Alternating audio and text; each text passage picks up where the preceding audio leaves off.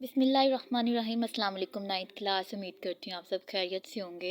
अल्लाह पाक आप सबको अपनी हिफाजत में रखे, आमीन सुम्मा आमीन। मैं आपकी टीचर अबीर महर और हम अपनी क्लास का आगाज़ दुरूद पाक से करते हैं सल्लल्लाहु अलैहि वसल्लम। जी क्लास, आज का जो हमारा टॉपिक है वो है कहानी दूध में पानी। ये शरह सरमाया और पेज नंबर है 332। जो आपने लिखनी भी है, इस कहानी को लिखना भी है और याद भी करना है। ये कहानी एक ग्वाले के बारे में है। ग्वाला जो दूध बेचने वाला, उसका नाम है करमू। असल नाम करमदीन है, लेकिन उसे करमू के नाम से जानते थे। क्या करता है इस कहानी में, ये है कि जो मशहूर ग्वाला था वो पहाड़ के दामन में रहाइश पजीर था। मतलब कि उसके पहाड़ के पास उसका घर था और काफ़ी तादाद में उसके पास जानवर थे, जिसमें गायें भी थी और भैंस भी। वो बाकायदगी से उनका दूध होता और करीबी एक कस्बे में जाकर फ़रोख्त कर देता था। इस मकसद के लिए करमू ग्वाले के पास बड़े बड़े बर्तन मौजूद थे।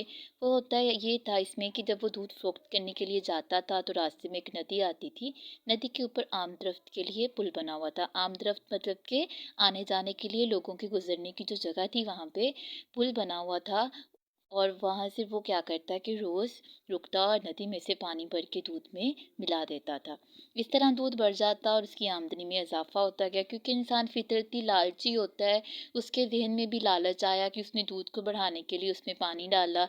लोग वो कहते भी थे कि उनके जो ग्राहक जो कस्टमर थे, दूध में पानी की शिकायत करते, मगर ग्वाला एक कान से सुनकर दूसरे कान से निकाल देता। कभी कभार लापरवाही में जवाब दे भी देता था कि जो जानवर हैं, जो गाय भैंसे हैं, वो पानी ज़्यादा पीते हैं, इस वजह से दूध पतला होता है। और कभी कहता है कि दूध तो खुश्क तो होता ही नहीं, बल्कि पतला ही होता है। काफ़ी अरसा इस तरह एक अरसा गुजर गया। अब वो काफ़ी मालदार हो चुका था। गाय भैंसों की तादाद पहले से बढ़ गई थी। जैसे जैसे उसकी आमदनी में इजाफा हुआ, उसके पास पैसे ज़्यादा आए, तो उसने अपने जानवरों में भी, अपनी गाय और भैंसों में भी इजाफा कर लिया। लेकिन फिर भी उसका लालच नहीं ख़त्म हुआ और वो बल्कि दूध में पहले से ज़्यादा पानी मिलाने लगा था।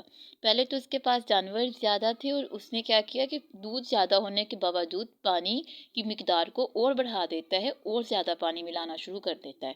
फिर एक दिन ऐसा होता है कि हवा चलती है, बादल छा गए, फिर यहाँ पे बारिश होती है तो वो खुश होता है कि चलें बारिश हुई है, मेरी गाय भैंसें खाएंगी, जो घास उगेगी वो जानवर खाएंगे तो पहले से ज़्यादा दूध देंगे।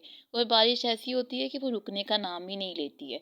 और जो पानी का रेला ग्वाले की जमा पूंजी समेत तमाम गायें भैंसे बहाकर ले जाता है। और वह हैरान परेशान होता है कि ये कैसी बारिश है, ना कभी रुक ऐसी देखी थी, ये कैसा सैलाब है जो पहले कभी देखा ना था, ना सुना था। और फिर एक किसी अक्लमंद ने उससे कहा कि ये वही पानी है जो तुम अपने रोज़ जो तुम दूध में मिलाया करते थे। अल्लाह ने इस पानी को सैलाब बनाया और तुम्हें बेईमानी और बददियानती की सज़ा दी है।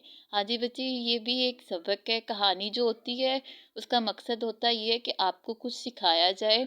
छोटी छोटी बातें होती है जिसमें बहुत बड़े बड़ी राज छुपे हुए होते हैं, बहुत बातें छुपी हुई होती हैं।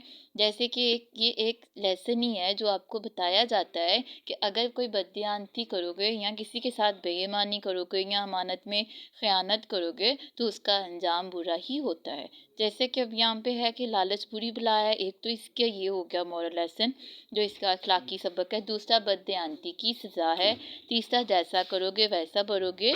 और चौथा जो बोओगे वही काटोगे। जैसे कि उसने पानी की मिकदार को बढ़ाया था और वही पानी सैलाब की सूरत में आया और वो उसके जमा पूंजी समेत उसके जानवर भी बहा कर ले गया। इसीलिए इस कहानी को अब आपने लिखना भी है और याद भी करना है। अल्लाह हाफिज़।